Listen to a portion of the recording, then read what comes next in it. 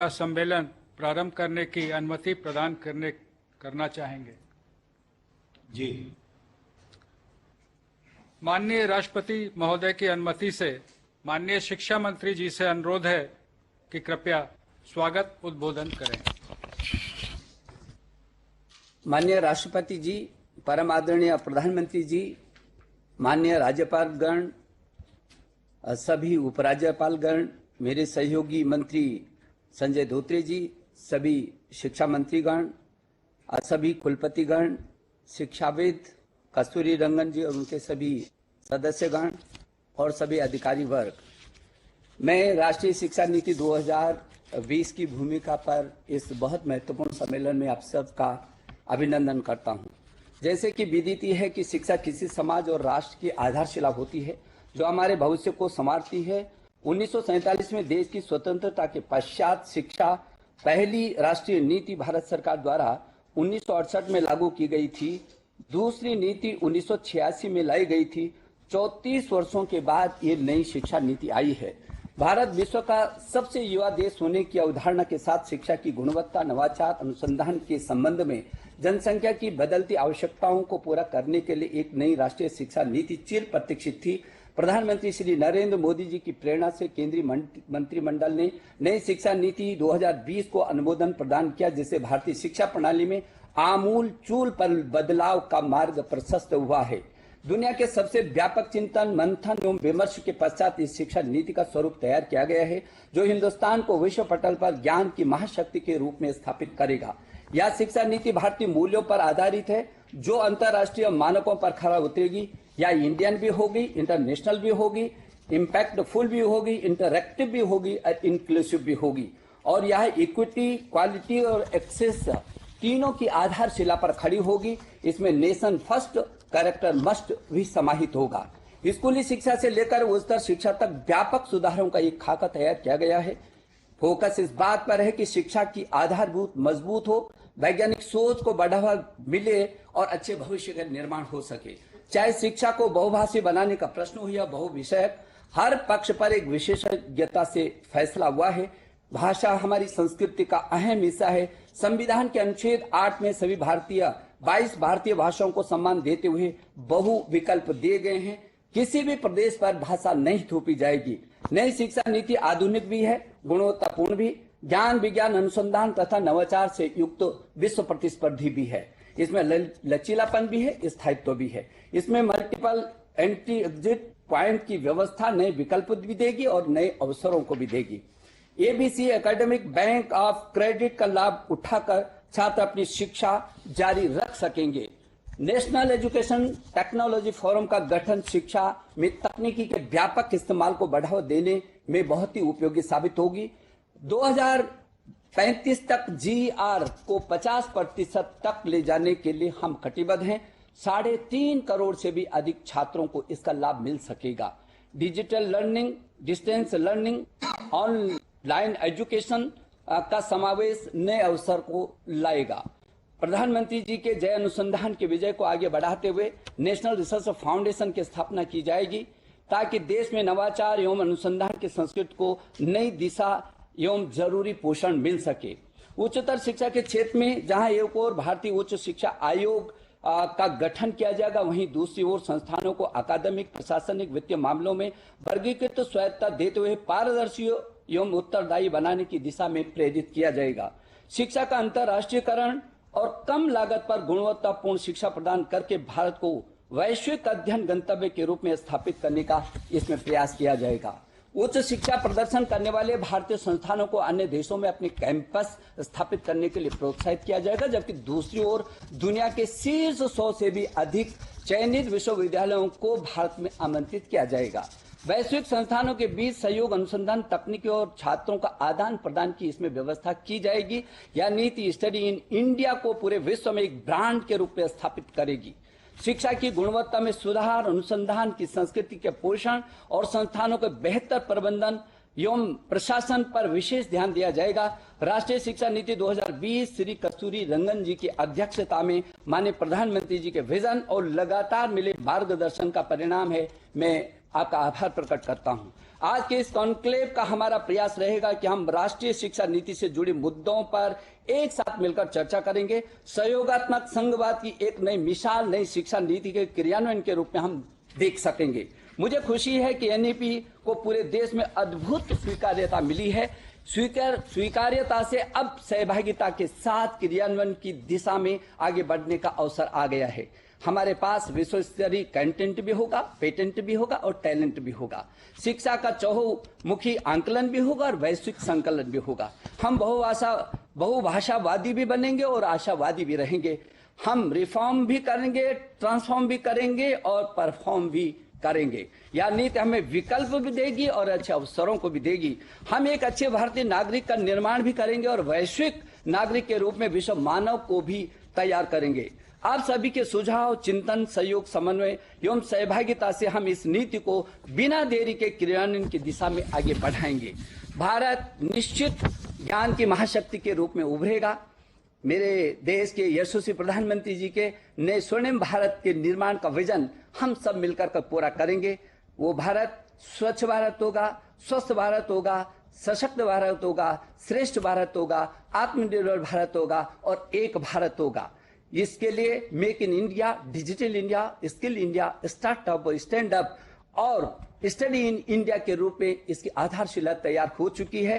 प्रधानमंत्री जी के सबका साथ, सबका विकास, सबके विश्वास की इस पवित्र भावना के साथ एक बार मैं पुनः आप सबका आभार प्रकट करता हूं और बहुत विनम्रता से अपने यशस्वी प्रधानमंत्री जी को निवेदन करता हूं कि वह हमारा मार्गदर्शन करें। प्रधानमंत्री जी।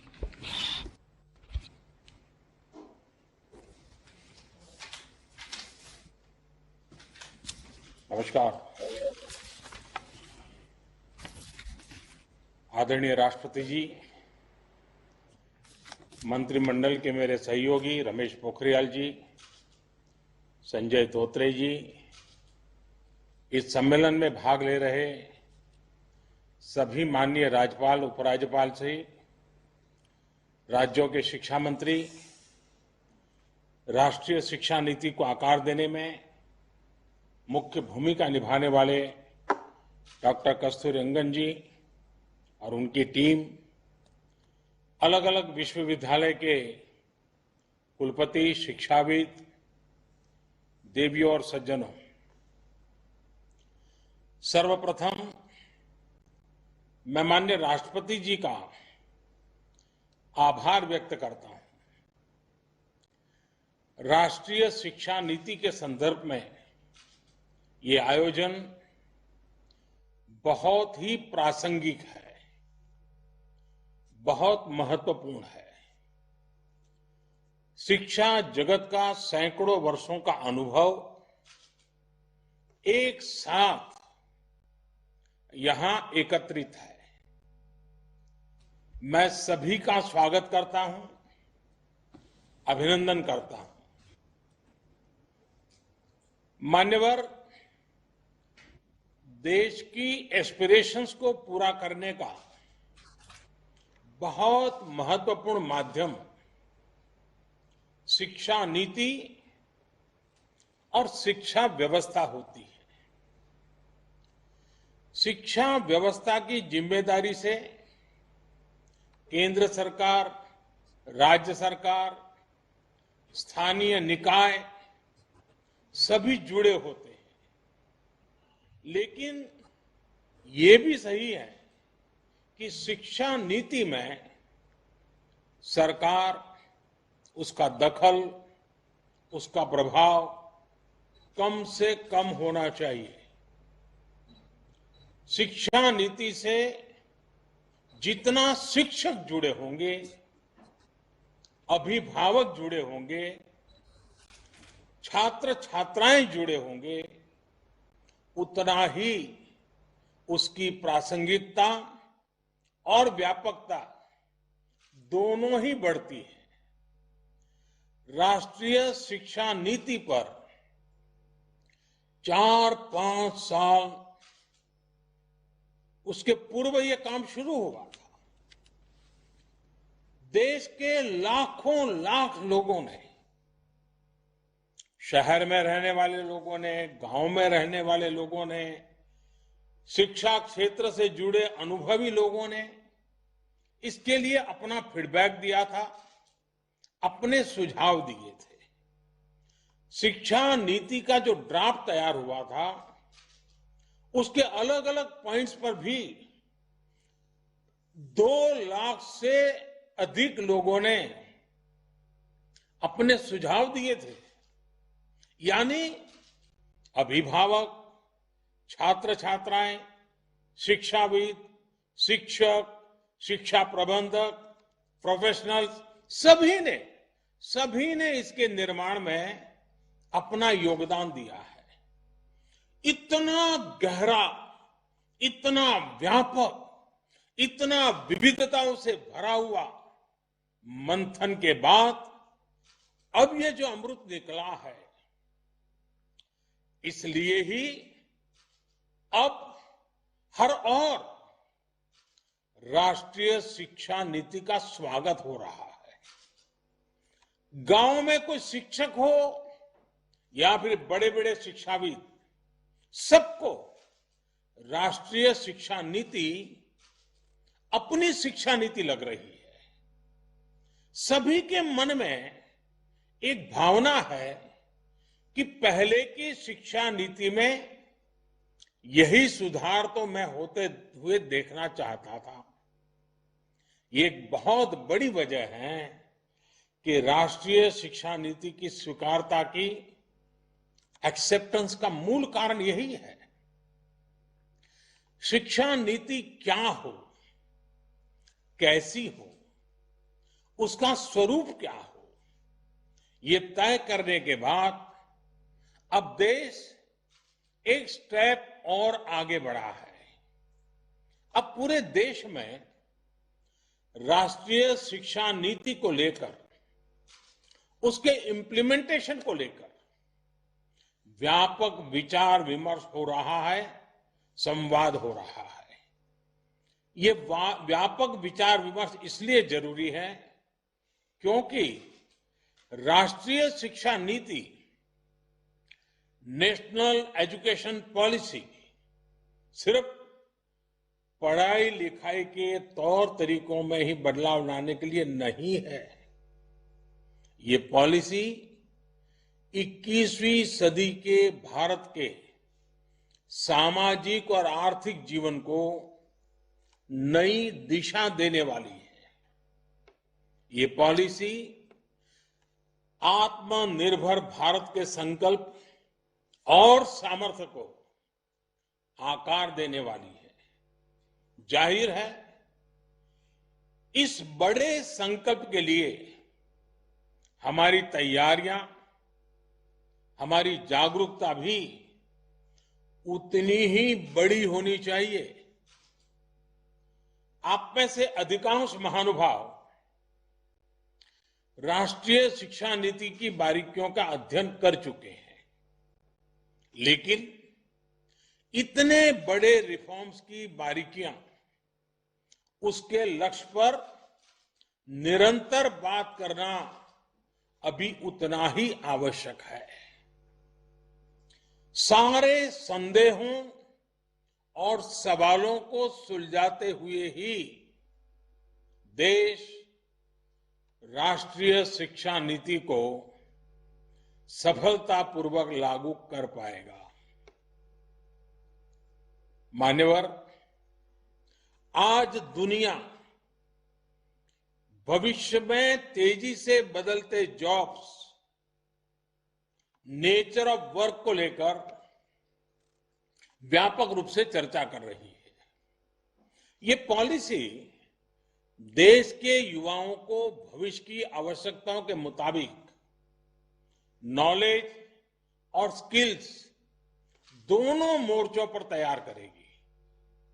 नई शिक्षा नीति स्टडी के बजाय लर्निंग पर फोकस करती है और करिकुलम से और आगे बढ़कर क्रिटिकल थिंकिंग पर जोर देती है। इस पॉलिसी में प्रोसेस से ज्यादा पैशन, प्रैक्टिकलिटी और परफॉर्मेंस पर बल दिया गया है। इसमें फाउंडेशनल लर्निंग और लैंग्वेजेस पर भी फोकस है। इसमें लर्निंग आउटकम्स और टीचर ट्रेनिंग पर भी फोकस है। इसमें एक्सेस और असेसमेंट को लेकर भी व्यापक रिफॉर्म्स किए गए हैं। इसमें हर स्टूडेंट को एम्पावर करने का रास्ता दिखाया गया है। एक तरह से देखें तो ये वन साइज फिट्स ऑल की अप्रोच से हमारी शिक्षा व्यवस्था को बाहर निकालने का एक मजबूत प्रयास है।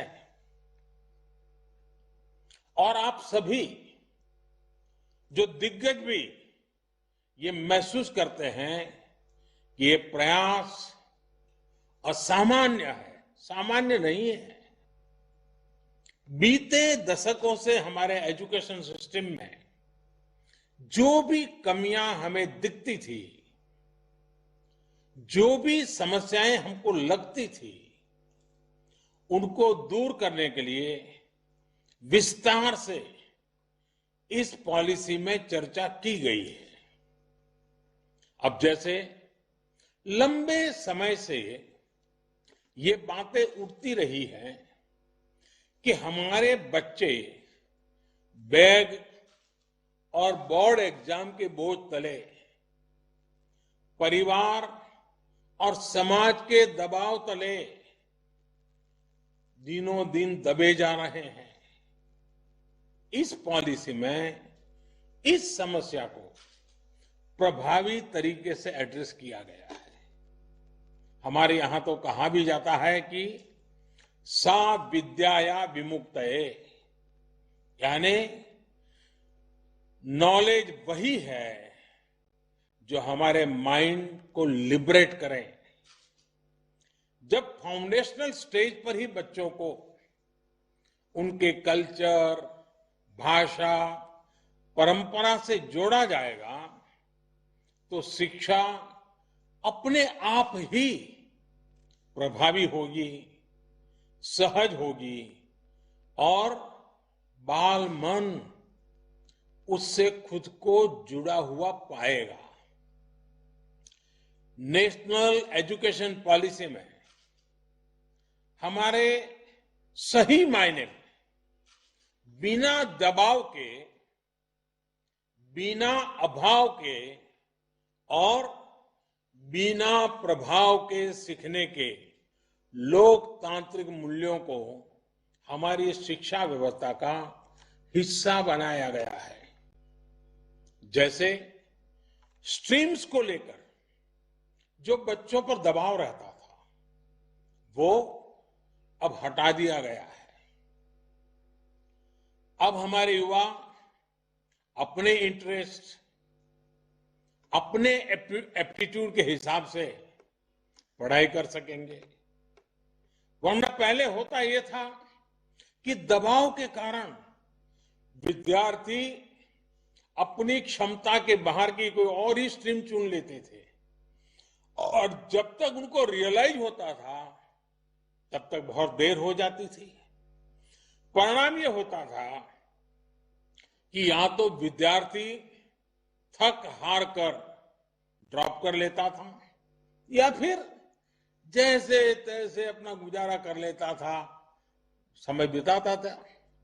इससे किस प्रकार की समस्याएं हमारे देश में पैदा होती रही हैं, ये कितनी समस्याओं की जड़ है, मैं समझता हूं मुझसे ज्यादा आप लोग जानते हैं, भली भांति जानते हैं। राष्ट्रीय शिक्षा नीति में ऐसी समस्याओं का समाधान तो है ही। एकेडमिक बैंक ऑफ क्रेडिट से भी छात्रों को बहुत लाभ होगा। मान्यवर, आत्मनिर्भर भारत बनाने के लिए युवाओं का स्किलफुल होना बहुत ही जरूरी है। छोटी उम्र से ही वोकेशनल एक्सपोजर मिलने से हमारा यूथ भविष्य के लिए बेहतर तरीके से तैयार होगा। प्रैक्टिकल लर्निंग से हमारे युवा साथियों की एम्प्लॉयबिलिटी देश में तो बढ़ेगी ही, ग्लोबल जॉब मार्केट में भी हमारी हिस्सेदारी ज्यादा होगी। हमारे यहां कहा गया है, आनो भद्राः क्रतवो यंतु विश्वतः, यानी अच्छे विचार जिस दिशा से भी आए उनको ग्रहण करना चाहिए। भारत तो प्राचीन काल से नॉलेज का एक ग्लोबल सेंटर रहा है। 21वीं सदी में भी भारत को हम एक नॉलेज इकोनॉमी बनाने के लिए प्रयासरत है। नई शिक्षा नीति इस संकल्प को सिद्ध करने की दिशा में बड़ा कदम है।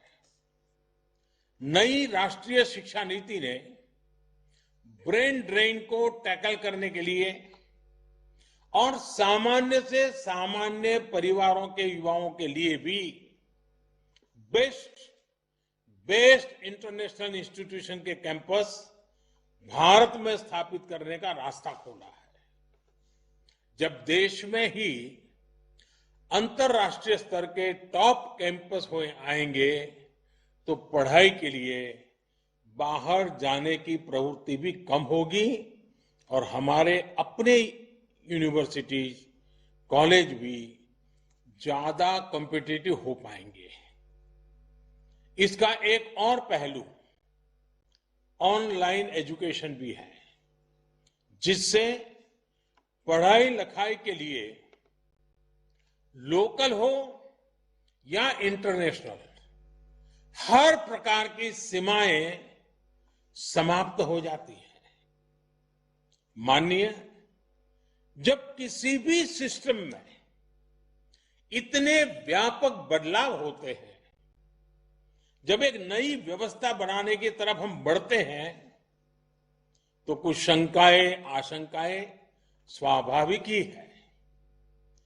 माता पिता को लगता होगा कि अगर इतनी आजादी बच्चों को मिलेगी, अगर स्ट्रीम खत्म हो जाएगी, तो आगे कॉलेज में उनको दाखिला कैसे मिलेगा, उनके बच्चों को कैरियर का क्या होगा।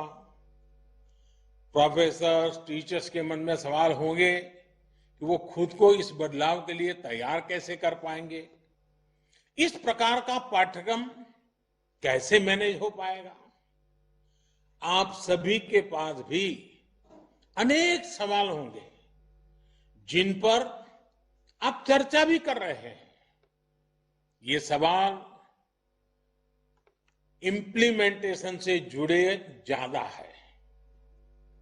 जैसे इसमें करिकुलम डिजाइन कैसे हो पाएगा, स्थानीय भाषाओं में सिलेबस और कंटेंट कैसे तैयार हो पाएगा, लाइब्रेरीज को लेकर डिजिटल और ऑनलाइन कंटेंट और पढ़ाई को लेकर जो बातें इसमें रखी गई हैं, उन पर कैसे काम होगा। कहीं साधन संसाधन के अभाव में हम अपने लक्ष्यों से चूक तो नहीं जाएंगे। एडमिनिस्ट्रेशन को लेकर भी अनेक प्रकार के सवाल आप सभी के मन में स्वाभाविक रूप से होंगे। ये सभी सवाल महत्वपूर्ण भी हैं। हर सवाल के समाधान के लिए हम सब मिलकर के काम कर रहे हैं। शिक्षा मंत्रालय की तरफ से भी लगातार संवाद जारी है। राज्यों में भी हर स्टेक होल्डर की पूरी बात, हर राय को, फीडबैक को खुले मन से सुना जा रहा है। आखिर हम सभी को मिलकर ही तो तमाम शंकाओं और आशंकाओं का समाधान करना है। जिस प्रकार की फ्लेक्सिबिलिटी का विजन लेकर के ये पॉलिसी आई है, उसी प्रकार मैक्सिमम फ्लेक्सिबिलिटी हम सभी को भी इम्प्लीमेंटेशन को लेकर भी दिखानी होगी। ये शिक्षा नीति सरकार की शिक्षा नीति नहीं है, ये देश की शिक्षा नीति है। जैसे विदेश नीति किसी सरकार की नहीं, देश की विदेश नीति होती है, रक्षा नीति किसी सरकार की नहीं, देश की रक्षा नीति होती है, वैसे ही शिक्षा नीति भी कौन सरकार है, किसकी सरकार है, कौन बैठा है, कौन नहीं बैठा है, उसके आधार पर नहीं चलती है। शिक्षा नीति देश की ही नीति होती है और इसीलिए 30 साल के बाद, बीच में कई सरकारें आई, 30 साल के बाद आ रहा है, क्योंकि ये सरकारों के बंधनों में बंधी हुई नहीं है, ये देश के एस्पिरेशन से जुड़ी हुई है। माननीय राष्ट्रीय शिक्षा नीति में तेजी से बदलते हुए समय को देखते हुए, भविष्य को ध्यान में रखते हुए व्यापक प्रावधान किए गए हैं। जैसे जैसे टेक्नोलॉजी का विस्तार गांव गांव तक हो रहा है, देश के गरीब से गरीब को, हर वंचित पिछड़े आदिवासी तक आधुनिक टेक्नोलॉजी पहुंचती जा रही है, वैसे वैसे इंफॉर्मेशन और नॉलेज तक का एक्सेस भी बढ़ रहा है। आज मैं देखता हूं कि वीडियो ब्लॉग के माध्यम से, वीडियो स्ट्रीमिंग साइट्स पर अनेक युवा साथी ऐसे ऐसे चैनल चला रहे हैं, हर विषय की ऐसी बेहतरीन कोचिंग उपलब्ध करा रहे हैं जिसके बारे में पहले गरीब घर का बालक या बालिका सोच भी नहीं सकते थे। टेक्नोलॉजी तक होने वाली इस पहुंच से क्षेत्रीय और सामाजिक असंतुलन की एक बहुत बड़ी समस्या तेजी से कम होती जा रही है। हमारी जिम्मेदारी ये है कि हम हर यूनिवर्सिटी, हर कॉलेज में टेक्नोलॉजिकल सॉल्यूशंस को ज्यादा प्रमोट करें। मान्यवर, कोई भी सिस्टम उतना ही इफेक्टिव और इंक्लूसिव हो सकता है जितना बेहतर उसका गवर्नेंस मॉडल होता है। यही सोच एजुकेशन से जुड़ी गवर्नेंस को लेकर भी ये पॉलिसी रिफ्लेक्ट करती है। कोशिश ये की जा रही है कि हायर एजुकेशन के हर पहलू, चाहे एकेडमिक हो, टेक्निकल हो, वोकेशनल हो, हर प्रकार की शिक्षा को साइलो से बाहर निकाला जाए, एडमिनिस्ट्रेटिव लेयर्स को कम से कम रखा जाए, उनमें अधिक समन्वय हो। ये प्रयास भी पॉलिसी के माध्यम से किया गया है। हायर एजुकेशन के रेगुलेशन को भी इस पॉलिसी के जरिए और सिंप्लीफाई और स्ट्रीमलाइन किया जाएगा। ग्रेडेड ऑटोनॉमी के कंसेप्ट के पीछे भी कोशिश यही है कि हर कॉलेज, हर यूनिवर्सिटी के बीच हेल्दी कंपटीशन को एनकरेज किया जाए और जो संस्थान बेहतर परफॉर्म करते हैं उनको रिवॉर्ड किया जाए। अब हम सभी का ये सामूहिक दायित्व है कि नेशनल एजुकेशन पॉलिसी 2020 एनईपी 2020 की इस भावना को हम लेटर एंड स्पिरिट से लागू कर सके। मेरा आप सभी से विशेष आग्रह है कि 25 सितंबर से पहले अपने राज्यों, केंद्र शासित प्रदेशों की यूनिवर्सिटीज में ज्यादा से ज्यादा इस प्रकार के वर्चुअल कॉन्फ्रेंस आयोजित किए जाएं।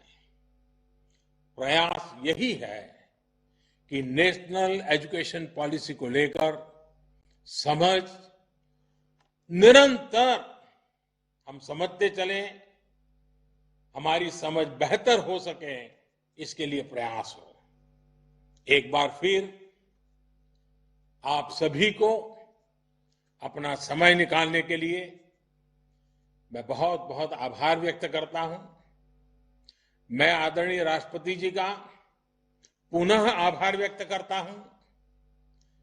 आप सबको बहुत बहुत शुभकामनाएं। धन्यवाद।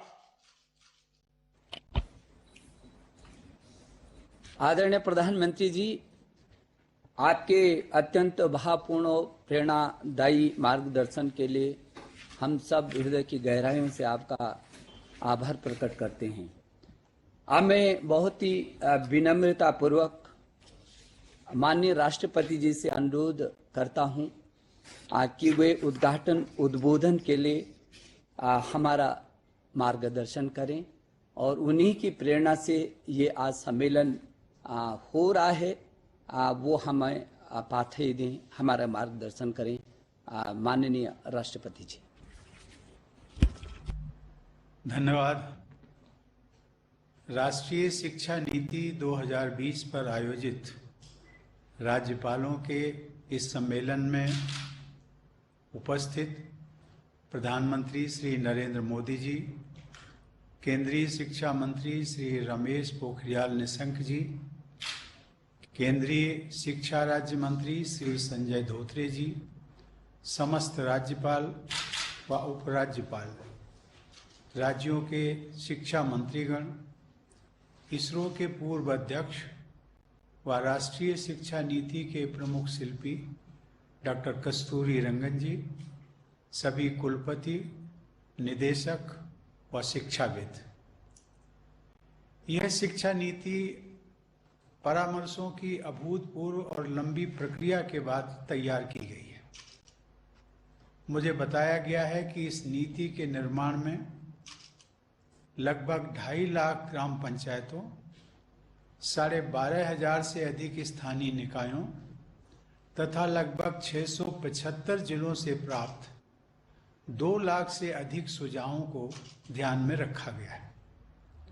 ऐसी राष्ट्रव्यापी तथा विस्तृत भागीदारी के कारण यह शिक्षा नीति सही मायनों में राष्ट्रीय अपेक्षाओं और समाधानों को समाहित करती है।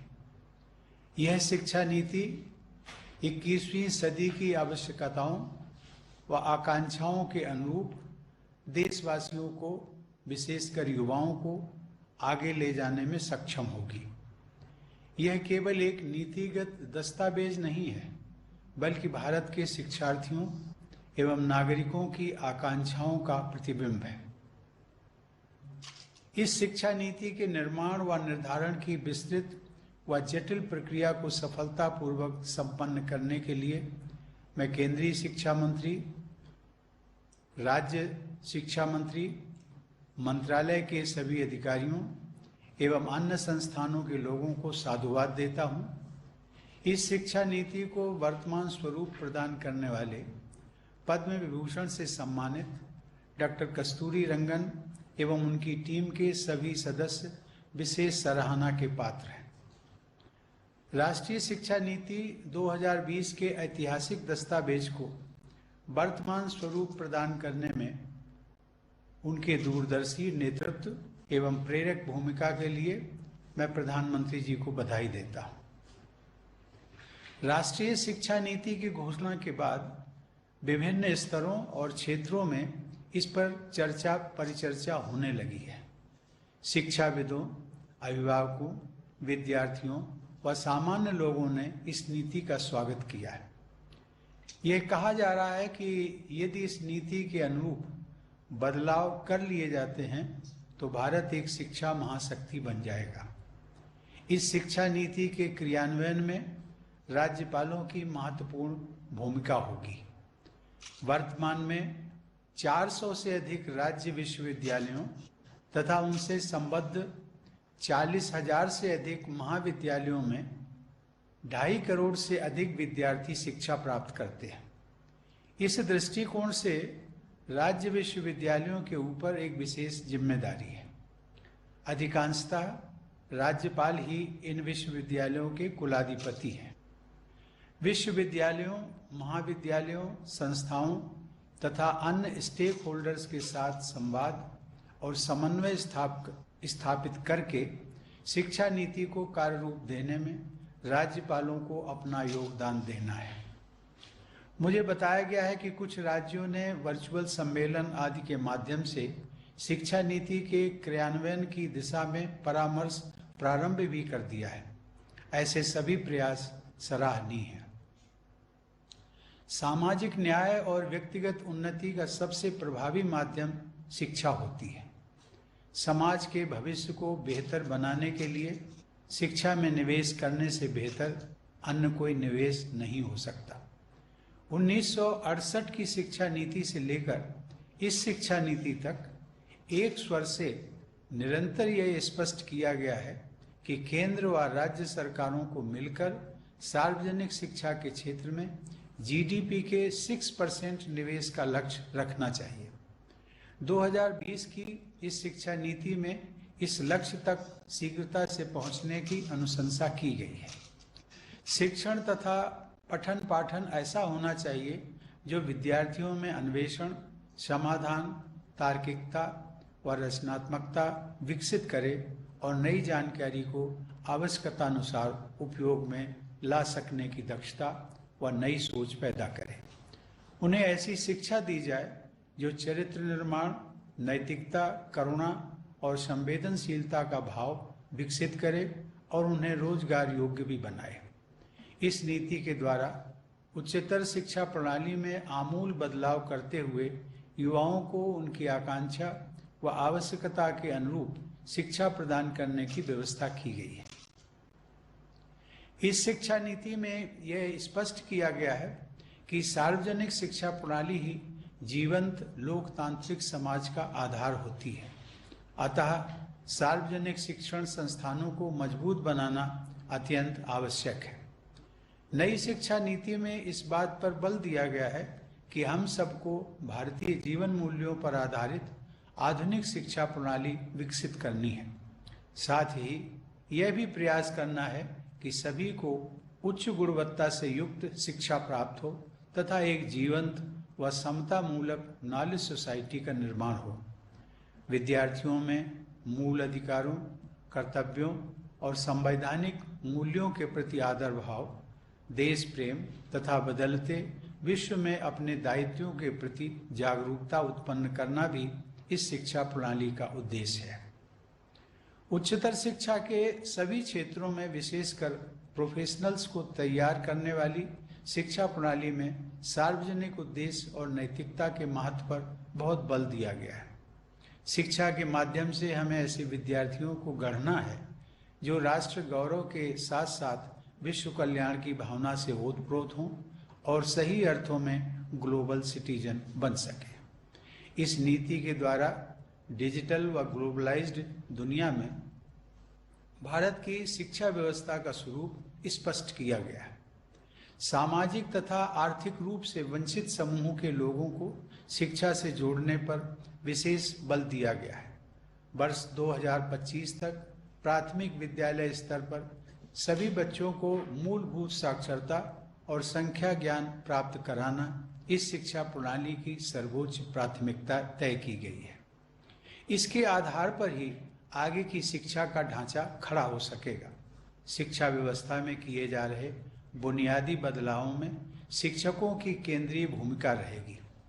इस शिक्षा नीति में यह स्पष्ट किया गया है कि शिक्षण के पेशे में सबसे होनहार लोगों का चयन होना चाहिए तथा उनकी आजीविका, मान मर्यादा और स्वायत्तता को सुनिश्चित किया जाना चाहिए। स्कूली शिक्षा को मजबूत आधार देने के लिए अगले वर्ष यानी 2021 तक इस शिक्षा नीति पर आधारित टीचर्स एजुकेशन का एक नवीन और व्यापक पाठ्यक्रम तैयार करने का लक्ष्य है। टीचर्स एजुकेशन उच्च शिक्षा का अंग है। अतः राज्य स्तर पर आप सबको टीचर्स एजुकेशन से जुड़े अत्यंत महत्वपूर्ण लक्ष्यों को प्राप्त करना है।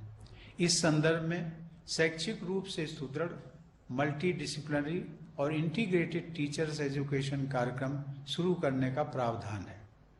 वर्ष 2030 तक इस क्षेत्र में केवल उच्च स्तरीय संस्थान ही सक्रिय रह जाएंगे। विश्व परिदृश्य को देखते हुए व्यावसायिक शिक्षा यानी वोकेशनल एजुकेशन के विषय में एक नए महत्वाकांक्षी दृष्टिकोण को अपनाया गया है। 12वीं पंचवर्षीय योजना के आकलन के अनुसार भारत में वर्कफोर्स के 5% से भी कम लोगों ने औपचारिक व्यावसायिक शिक्षा प्राप्त की थी। यह संख्या संयुक्त राज्य अमेरिका में 52%, जर्मनी में 75% और दक्षिण कोरिया में 96% थी। भारत में व्यावसायिक शिक्षा के प्रसार में तेजी लाने की आवश्यकता को देखते हुए यह तय किया गया है कि स्कूल तथा हायर एजुकेशन सिस्टम में वर्ष 2025 तक कम से कम 50% विद्यार्थियों को व्यावसायिक शिक्षा प्रदान की जाए। इससे हमारे डेमोग्राफिक डिविडेंड का सही लाभ मिल सकेगा। भारतीय परंपरा में विकसित लोक विद्या को उच्च शिक्षण संस्थानों द्वारा व्यावसायिक शिक्षा से जोड़ा जाएगा। इस नीति में यह स्पष्ट किया गया है कि व्यावसायिक शिक्षा को मुख्य धारा की शिक्षा का ही अंग समझा जाएगा और ऐसी शिक्षा को बराबर का सम्मान दिया जाएगा। इससे बच्चों और युवाओं में कौशल वृद्धि के साथ साथ श्रम की गरिमा के प्रति सम्मान का भाव भी पैदा होगा। नई शिक्षा नीति में ऐसी उच्चतर शिक्षा की अवधारणा की गई है जो परंपरा से पोषण प्राप्त करती हो और अपने दृष्टिकोण में आधुनिक व भविष्योन्मुख भी हो। शिक्षण पद्धति और बाल मनोविज्ञान की दृष्टि से सभी स्वीकार करते हैं कि आरंभिक शिक्षा का माध्यम मातृभाषा होनी चाहिए। इस सोच के अनुरूप नई शिक्षा नीति में त्रिभाषा सूत्र की संस्तुति की गई है। इस शिक्षा नीति में भारतीय भाषाओं, कला और संस्कृति को प्राथमिकता दी गई है। इससे विद्यार्थियों में सृजनात्मक क्षमता विकसित होगी तथा भारतीय भाषाओं की ताकत और बढ़ेगी। विविध भाषाओं वाले हमारे देश की एकता को अक्षुण्ण बनाए रखने में इससे मदद मिलेगी। राष्ट्रीय शिक्षा नीति में भारतीय भाषाओं, कलाओं और संस्कृति के संवर्धन को विशेष महत्व दिया गया है, क्योंकि वे भारत की पहचान के साथ साथ हमारी अर्थव्यवस्था के लिए भी महत्वपूर्ण है। भारत की सांस्कृतिक समृद्धि और विविधता से विद्यार्थियों का परिचय कराने के लिए देश में 100 पर्यटन स्थलों को चिन्हित किया जाएगा। शिक्षण संस्थानों द्वारा उन स्थानों पर शैक्षिक भ्रमण पर ले जाया जाएगा ताकि वे हमारे देश की बहुआयामी सभ्यता, संस्कृति, ज्ञान, विज्ञान और साहित्य को समझ सकें। आप सब अपने अपने राज्यों में ऐसे स्थलों के विषय में अच्छी पाठ्य सामग्री विकसित करवा सकते हैं। ऐसे स्थलों में पर्यटन सुविधाओं के विकास के लिए भी आप आवश्यक दिशा निर्देश दे सकते हैं। राष्ट्रपिता महात्मा गांधी वैज्ञानिक व तकनीकी शिक्षा तथा विशेषज्ञों को जन सामान्य एवं भारतीय भाषाओं से जोड़ने के पक्षधर थे। शिक्षा योजना से जुड़े उनके अनेक महत्वपूर्ण विचार इस राष्ट्रीय शिक्षा नीति में परिलक्षित होते हैं। बापू ने कहा था, मेरी योजना में ज़्यादा और बेहतर पुस्तकालय होंगे, ज़्यादा और अच्छी प्रयोगशालाएं होंगी, अधिक और श्रेष्ठतर अनुसंधान संस्थाएं होंगी। उसके अंतर्गत रसायन शास्त्रियों, इंजीनियरों और अन्य विशेषज्ञों की एक पूरी सेना तैयार की जाएगी। ये लोग देश के सच्चे सेवक होंगे और उस राष्ट्र की विविध और बढ़ती हुई जरूरतें पूरी करेंगे, जिसे अपने अधिकारों तथा आवश्यकताओं का उत्तरोत्तर अधिकाधिक भान होता जा रहा है। और ये सभी विशेषज्ञ विदेशी नहीं बल्कि आम जनता की भाषा बोलेंगे। जो ज्ञान से प्राप्त करेंगे वो आम लोगों की पहुंच के अंदर होगा। वो उसके साझेदार होंगे। आंख मूंद कर नकल करने के बजाय सच्चे मौलिक काम किए जाने लगेंगे। ये बापू ने कहा था। मित्रों, तक्षशिला, नालंदा, वल्लभी और विक्रमशिला जैसे प्राचीन विश्वविद्यालयों से प्रेरणा लेते हुए बड़े और मल्टी डिसिप्लिनरी विश्वविद्यालयों तथा हायर एजुकेशन इंस्टीट्यूशंस अथवा क्लस्टर्स को स्थापित करने की अनुशंसा की गई है। Multi disciplinary education and research universities अर्थात मेरू की स्थापना की जाएगी, जिनका लक्ष्य विश्व स्तरीय गुणवत्ता प्राप्त करने का होगा। इससे देश के हर हिस्से में बहुमुखी प्रतिभा वाले योग्य और रचनाशील युवाओं का विकास हो सकेगा। ऐसे प्रयासों से भारत में अंतर्राष्ट्रीय छात्रों की संख्या बढ़ेगी, भारत को एक ग्लोबल स्टडी डेस्टिनेशन के रूप में विकसित किया जाएगा, जहां कम खर्च पर उत्कृष्ट शिक्षा उपलब्ध होगी। अच्छा प्रदर्शन करने वाले भारतीय विश्वविद्यालयों को अन्य देशों में परिसर स्थापित करने के लिए प्रोत्साहित किया जाएगा। साथ ही दुनिया के शीर्ष विश्वविद्यालयों को भारत में आकर शिक्षा प्रदान करने की अनुमति दी जाएगी। वंचित क्षेत्रों में उच्च शिक्षा के लिए वर्ष 2030 तक प्रत्येक जिले में या उसके समीप कम से कम एक बड़ा multidisciplinary higher education institution उपलब्ध कराने का लक्ष्य है। इसके लिए राज्य स्तर पर अनेक कदम उठाए जाने होंगे। एस्पिरेशनल डिस्ट्रिक्ट्स तथा स्पेशल एजुकेशनल जोन्स में गुणवत्तापूर्ण उच्च शिक्षण संस्थानों की स्थापना की जानी है। यह सामाजिक तथा आर्थिक रूप से वंचित समूहों के हित में एक महत्वपूर्ण कदम होगा। ऑनलाइन और डिजिटल शिक्षा के लिए टेक्नोलॉजी का उपयोग करके शिक्षा को सर्वसुलभ बनाने का प्रयास किया जाएगा। नई शिक्षा नीति में पहुंच, अवसर और गुणवत्ता के अलावा शिक्षा के क्षेत्र में जवाबदेही भी तय की गई है। साथ ही यह नीति शिक्षण संस्थानों और शिक्षकों को अधिक स्वायत्तता देने की संस्तुति करती है।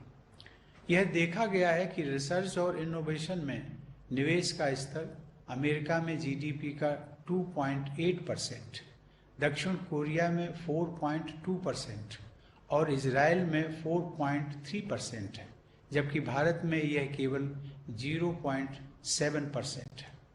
भारत जैसी बड़ी और जीवंत अर्थव्यवस्था को गति प्रदान करने के लिए नॉलेज क्रिएशन तथा रिसर्च को प्रोत्साहित करना जरूरी है।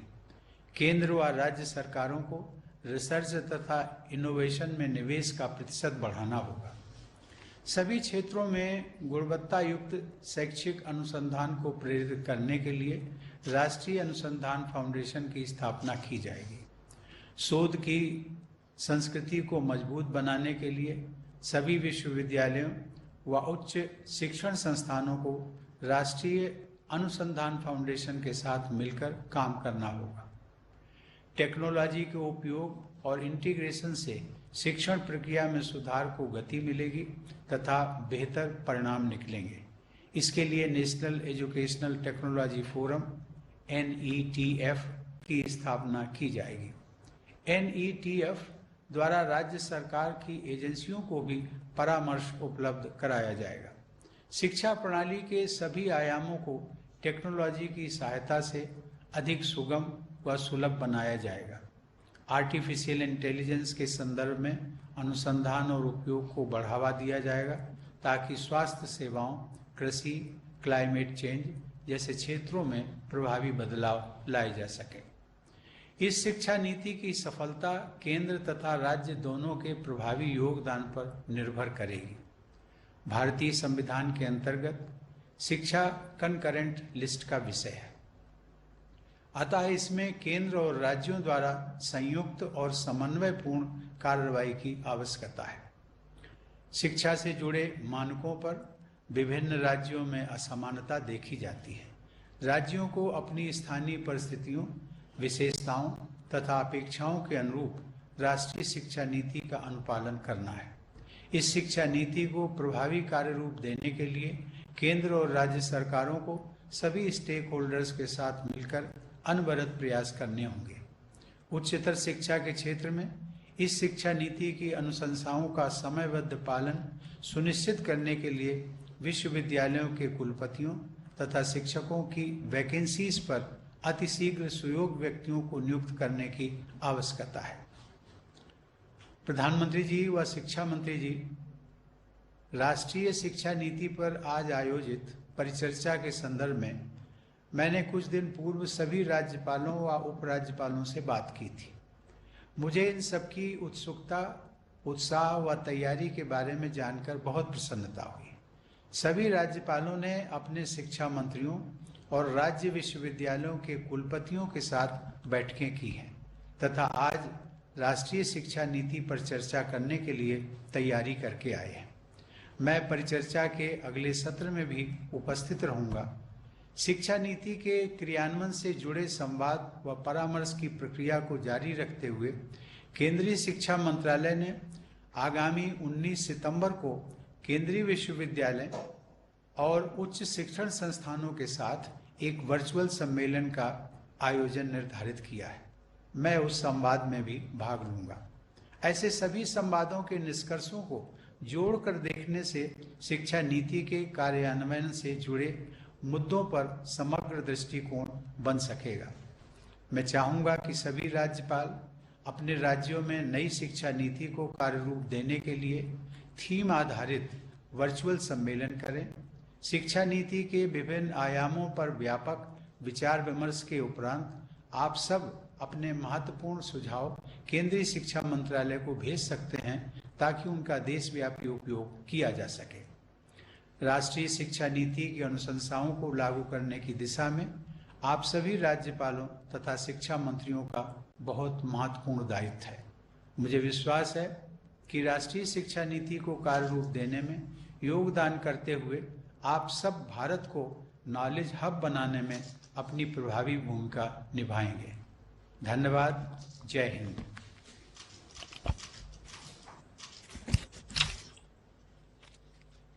माननीय राष्ट्रपति जी, शिक्षा के उत्थान की दिशा में आपका लगातार हमको मार्गदर्शन मिलता रहा है। हम सौभाग्यशाली हैं। हम आपके प्रेरक आशीर्वचन के लिए हृदय की गहराइयों से एक बार पुनः आपका आभार प्रकट करते हैं। और अब मैं पुनः एक बार महिम राष्ट्रपति जी और आदरणीय प्रधानमंत्री जी का सभी की ओर से आभार प्रकट करता हूं। और 15 मिनट के बाद फिर हम इस सत्र को प्रारंभ कर सकेंगे। आप सबका अभिवादन और आभार। नमस्कार।